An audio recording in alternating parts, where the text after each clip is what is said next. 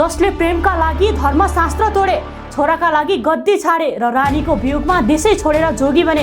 एक विधवा कान्तिवतीको रूपमा कसरी फसे रणबहादुर शाह र के थियो उनीहरूको प्रेम कथा र कसरी भयो रणबहादुर शाहको रहस्यमय हत्याकाण्ड।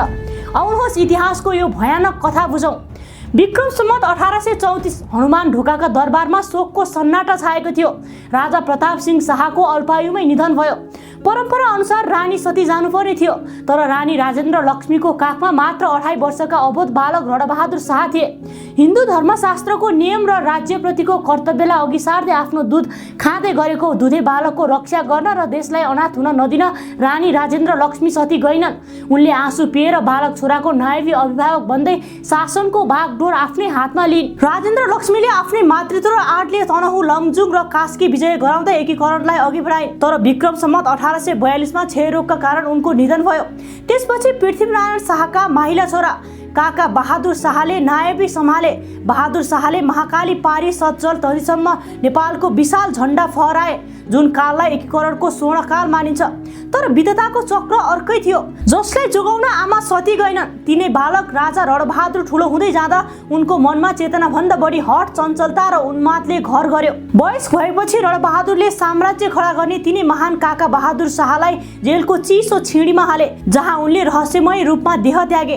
काठमाडौँको शीतल बिहानीमा पशुपतिनाथको प्राङ्गणमा एउटा यस्तो दृश्य देखियो जसले नेपालको इतिहासको दिशा नै मोडिदियो। तराईको महोत्तरी बिन्दी गाउँबाट बुवासँग तीर्थयात्रामा आएकी कान्तिवती मन्दिरमा पूजा गर्दै थिइन्। उनी केवल रूपवती मात्र थिइनन्, उनको आँखामा एउटा गहिरो उदासी थियो। कान्तिवती सानैमा विधवा भएकी मैथिल ब्राह्मणकी छोरी थिइन्। राजा रणबहादुर शाहको नजर कान्तिवतीमा पर्यो। पहिलो नजरमै राजा आफ्नो होस गुमाउन पुगे। एउटा शक्तिशाली राजा एउटी बाल विधवा ब्राह्मणीको रूपमा यसरी बाँधियो कि उनलाई देश, दुनियाँ र धर्मशास्त्रको कुनै परवाह रहेन।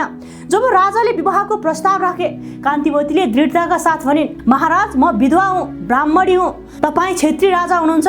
हाम्रो मिलनलाई न समाजले स्वीकार्छ न धर्मशास्त्रले, अनि मेरो काखबाट जन्मिने सन्तानलाई यो संसारले के भन्ला। तर प्रेममा अन्ध बनेका राजाले आफ्ना जेठा छोरा रणधोत शाहको अधिकारलाई लत्याउँदै कान्तिवतीको हात थामेर इतिहासकै सबैभन्दा ठुलो र भयानक प्रतिज्ञा गरे। कान्तिवती, समाज र धर्मको चिन्ता छोडिदेऊ। यदि तिम्रो कोखबाट छोरा जन्मियो भने उसैलाई म यो नेपालको विशाल साम्राज्यको छत्र छाया सुम्पिनेछु। विक्रम सम्वत 1855 कान्तिवतीको कोखबाट छोरा गिडवाडु युद्ध विक्रम शाहको जन्म भयो। राजाको खुसीको सीमा थिएन, तर त्यो खुसी धेरै दिन टिकेन। कान्तिवतीलाई भयानक शीतला मयले समात्यो। रानीको सुन्दर अनुहार बिग्रदै गयो, सासहरू उखासिँदै गए। राजा विक्षिप्त बने। उनले राज्यको ढुकुटी रित्याएर वैदहरू डाके, देशका मन्दिरहरूमा स्वर्णदान गरे, भाकल गरे, धामी झाँक्री लगाए। तर कान्तिवतीको अवस्था बिग्रदै गयो। मरणसन्न अवस्थामा रहेकी कान्तिवतीले राजाको हात थामेर रुँदै भनिन्, मलाई मेरो मृत्युको डर छैन महाराज, तर मेरो छोराको भविष्य के होला। कान्तिवतीको इच्छा पूरा गर्न विक्रम सम्वत 1855 को माघमा रणबहादुर शाहले 94 जना भारदारहरूलाई साक्षी राखी आफ्ना मात्र 1.5 वर्षका नाबालक छोरा गिडवाडु युद्धलाई नेपालको राजा घोषणा गरे र कान्तिवतीको आँसु पुस्दै राजाले आफ्नो मुकुट उतारे। विक्रम सम्वत 1856 कार्तिकमा कान्तिवतीले अन्तिम सास फेरिन्। रानीको मृत शरीरलाई अङ्गालो हालेर राजा भक्कानिए। रानीको वियोगले राजालाई पूर्ण रूपमा पागल बनाइदियो।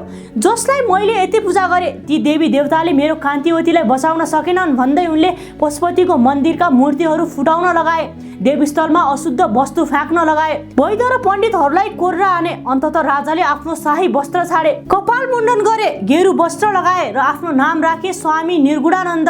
दरबारको आन्तरिक कहल सहन नसकेर विक्रम सम्वत 1857 मा स्वामी निर्गुणानन्द रणबहादुर शाह आफ्ना काजी भीमसेन थापा र जेठी रानी राजा राजेश्वरीलाई लिएर भारतको काशी बनारस तर्फ लागे। बनारसको कठिन निर्वासन, ऋणको बोझ र शत्रुहरूको षड्यन्त्र बीच भीमसेन थापाको चतुरताले रणबहादुर शाह विक्रम सम्वत 1860 मा पुनः काठमाडौँ फर्किए। विक्रम सम्वत 1862 फागुन 17 मा उनी राजा गिडवाडका मुख्तियार, सर्वाधिकार सम्पन्न शासक बने।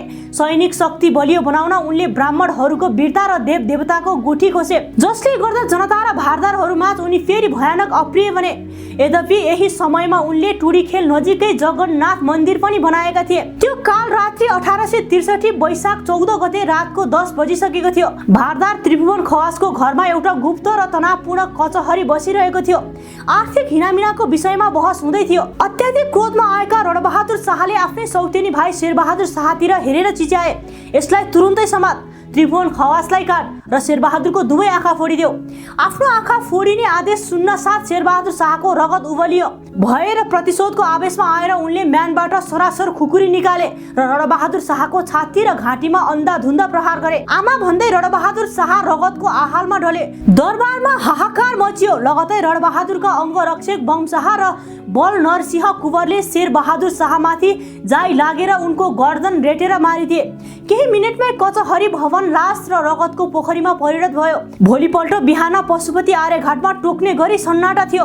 रणबहादुर शाहको चित्या तयार गरियो। राजाको शवसँगै उनका 3 जना रानीहरू राजेश्वरी, सुवर्णप्रभा, कमला देवी र 11 जना अवध सुसारेहरू, जम्मा 14 जना महिलाहरू जिउँदै रणबहादुर शाहको चिताको ज्वालामा जले। पछि फेरि थप 2 जना गरी कुल 16 जना सती पठाइए।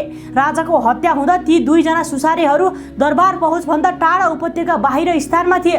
घटनाको खबर पाएपछि वा उनीहरूलाई समातेर ल्याएर पछि सती पठाइएको थियो।